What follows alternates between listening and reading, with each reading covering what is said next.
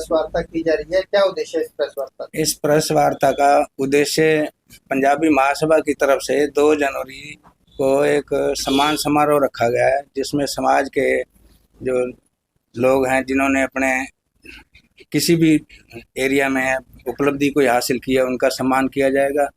और हमारे deputy speaker Haryana सरकार डॉक्टर कृष्ण मिड्ढा जी यहाँ आएंगे, 12 बजे आएंगे, उनका सम्मान किया जाएगा। और कौन से समाज के लोग जो सम्मानित किए जाने हैं या सर्व समाज है इसमें? पंजाबी समाज, अरोड़ा समाज के लोग। जी।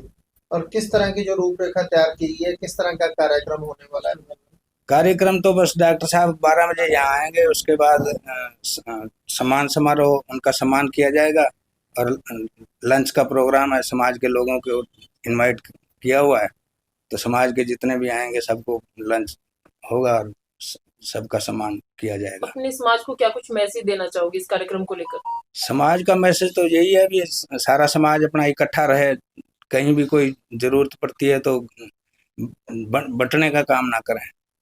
रानिया में हमने एक पंजाबी सभा रखी है, जिसमें हम प्रदेश और केंद्र सरकार के साथ पंजाबी समाज को जोड़ना चाह रहे हैं, जिसमें हम सारे पंजाबी समाज को इकट्ठा करेंगे।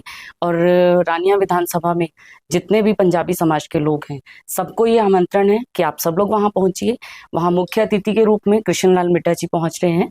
जो कृष्ण लाल मिड्ढा जी हैं, जो उनको हमने यहाँ पर जब सम्मान देने के लिए इनवाइट किया है, और उनको सम्मानित करने के साथ साथ हम कोशिश करेंगे कि जितनी भी पंजाबी समाज है यहाँ पर, वो सब के सब जो हैं उनकी भागीदारी सुनिश्चित की जा सके।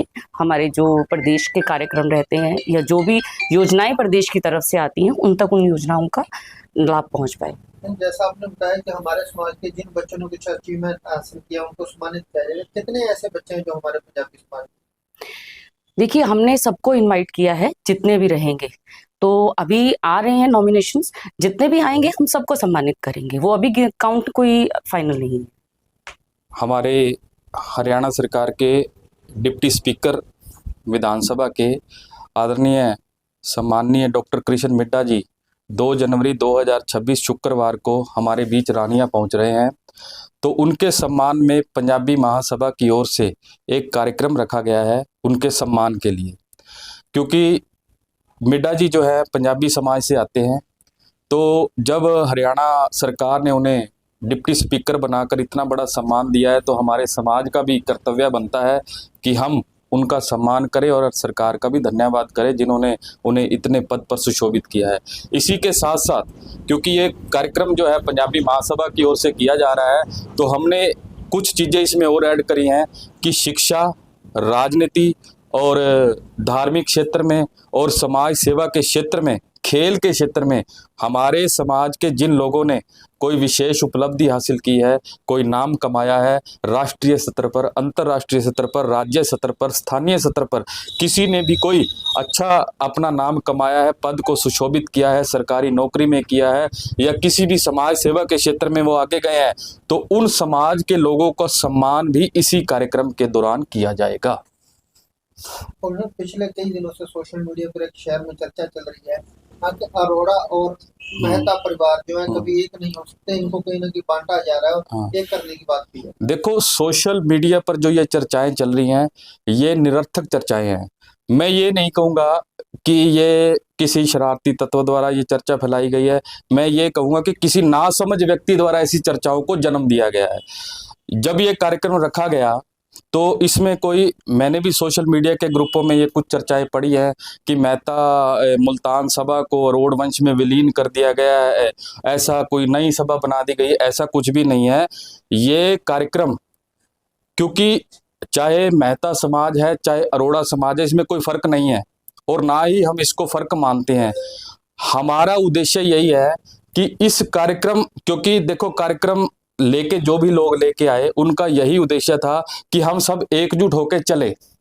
एकजुट होकर चलने के उद्देश्य से इस कार्यक्रम को पंजाबी महासभा के नाम से प्रयोजित और उद्देश्य के हिसाब से किया जा रहा है। इसमें कोई मेहता का फर्क नहीं है, कोई अरोड़ा का फर्क नहीं है, हम सब एक हैं और हम सब एक के हिसाब से ही हम इस कार्यक्रम के रूपरेखा को आगे बढ़ा रहे हैं। इस कार्यक्रम के अलावा कुछ और भी हाँ, इस कार्यक्रम, ये जो सम्मान समारोह का कार्यक्रम है, ये 12 बजे का रखा गया है। 12 बजे यहाँ आप कार्ला टेंट हाउस पर बैठे हैं, इसके नज़दीक जो स्थान इस कार्यक्रम का तय किया गया है। और उसके बाद दोपहर भोज रखा गया है, क्योंकि जितने भी हमारे समाज के लोग और बाहर से भी अतिथि आएंगे, उनके लिए दोपहर भोज की व्यवस्था भी महासभा की ओर से की गई है। उसके जस्ट बाद श्री दुर्गा कीर्तन मंदिर रानिया व हरियाणा युवा व्यापार मंडल रानिया की ओर से वार्षिक शोभा यात्रा का एक कार्यक्रम रखा गया है, क्योंकि श्री दुर्गा कीर्तन मंदिर का 42वां स्थापना दिवस है। उस 42वें स्थापना दिवस के उपलक्ष्य को लेकर श्रीमद् भागवत कथा का आयोजन 2 जनवरी से 8 जनवरी तक श्री दुर्गा कीर्तन मंदिर में किया जा रहा है। उसी श्रीमद् भागवत कथा को लेकर वार्षिक शोभा यात्रा 2 जनवरी को दोपहर 2 बजे BS स्कूल रानिया से निकाली जा रही है।